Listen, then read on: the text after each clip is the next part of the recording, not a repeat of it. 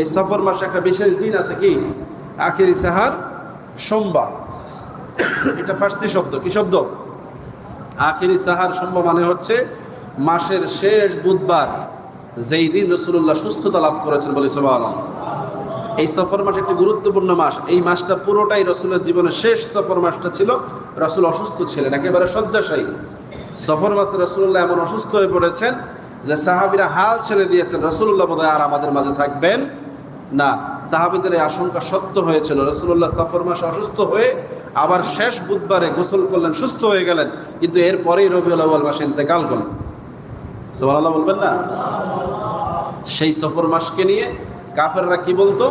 যে এটা অশুভ মাস, অলক্ষণে মাস, এজন্য তারা মাস পাল্টায় ফেলতো। রাসূলুল্লাহ সাল্লাল্লাহু আলাইহি সাল্লাম বলছেন, আল্লাহর দেয়া নির্ধারিত মাসকে পরিবর্তন করা কুফরি। কি? আল্লাহর দেয়া নির্ধারিত মাসকে, দিনকে, সময়কে পরিবর্তন করা কি? কুফরি। কাফেররা মক্কার জমিনে এটা করতো, যে যখন তাদের মধ্যে যুদ্ধ বিগ্রহ লেগে যেত, যুদ্ধ করার জন্য মাস পাল্টায় ফেলতো। তাদের দৃষ্টিতেও কয়েকটা মাস ছিল শাহরুল হারাম। আমাদের হারাম মাস কোনগুলো? হারাম মানে সম্মানিত মাস, হারাম মানে নিষিদ্ধ মাস না, সম্মানিত মাস। কোরআনের ভাষা শাহরুল হারাম হচ্ছে জিলকাত, জিলহজ, শাওয়াল, জিলকাত, জিলহজ, এই 3 মাস হচ্ছে শাহরুল হারাম, মানে সম্মানিত মাস। এটা কাফেররাও মানতো যে এই 3 মাসে যুদ্ধ বিগ্রহ করা যাবে না। এটা তারা মানতো এইভাবে যে এই 3 মাসে যুদ্ধ বিগ্রহ করা যাবে না। তো তারা এই 3 মাস যুদ্ধ বিগ্রহ করতো না। যত বড় যুদ্ধ লাগতো তাদের, আপনারা জানেন আইয়ামে জাহেলিয়ার যুগে বছরের পর বছরে যুদ্ধ হয়েছে। এমনও হয়েছে যে একটা যুদ্ধ 24 বছর ধরে হয়েছে। কত বছর?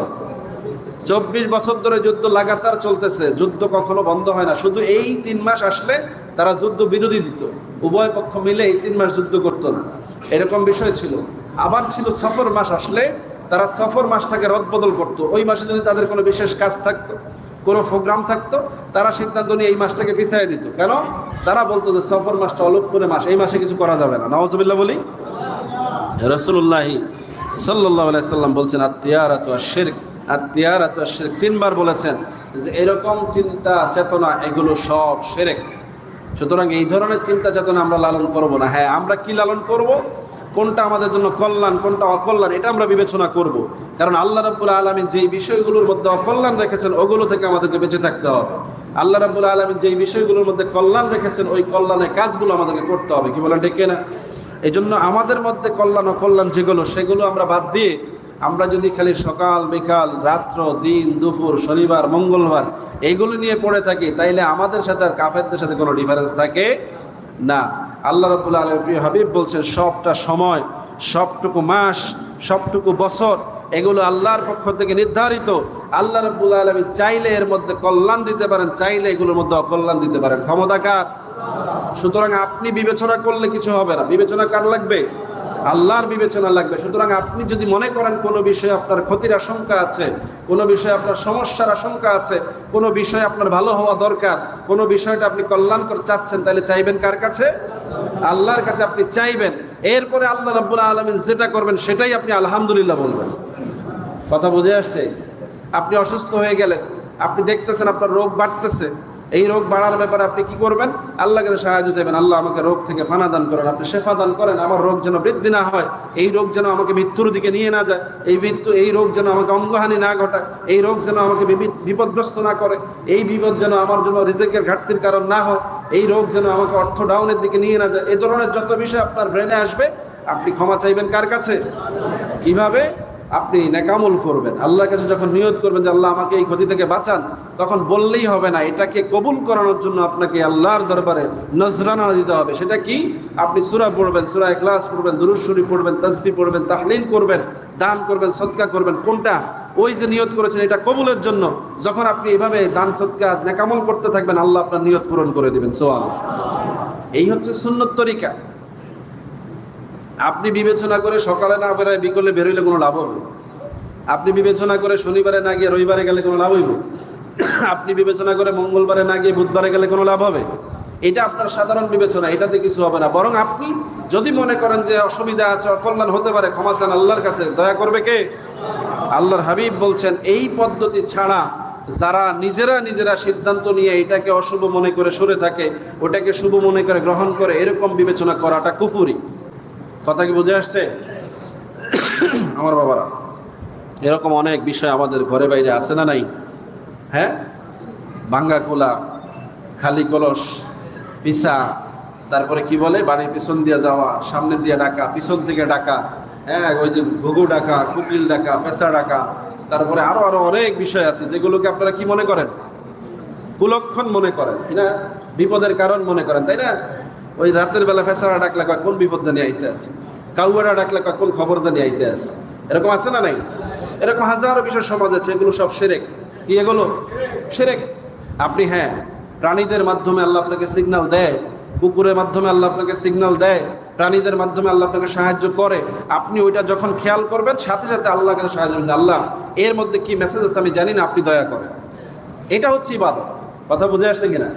কিন্তু আপনি ওইটাকে বিপদ মনে করে আরেক দিকে ঘুরে যাওয়া, পিছন থেকে ডাকলে আবার ঘরে উঠে বইয়া যাওয়া, এই ধরনের ফালতু ইবাদত ইসলামে নাই। কথা বুঝে আসছে? এরকম অনেক বিষয় আছে যেগুলো আপনারা সমাজে প্রচলিত দেখবেন, বিবেচনা করবেন এটা কি ইসলাম বলেছে, এটা কি ইসলামে আছে, এটা কি শরীয়তের কোনো অংশ কিনা, এগুলো বিবেচনা করে এগুলো থেকে বিরত থাকবেন। তবে হ্যাঁ, বিপদ তো আপনার আছেই, মুসিবত তো আপনার আছেই, আপনি গোয়ার্থবি করলে তো বিপদে পড়বেনই, তাই না?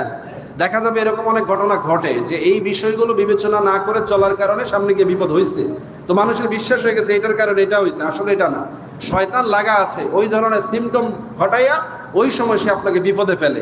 তাইলে আপনি যখনই দেখবেন কোনো ধরনের বিষয় আসতেছে তখন আপনি শয়তান থেকে ফেলা যাবেন, 1 নম্বর আমল। কারণ আপনার বিপদের সবচেয়ে বড় কারণ কে?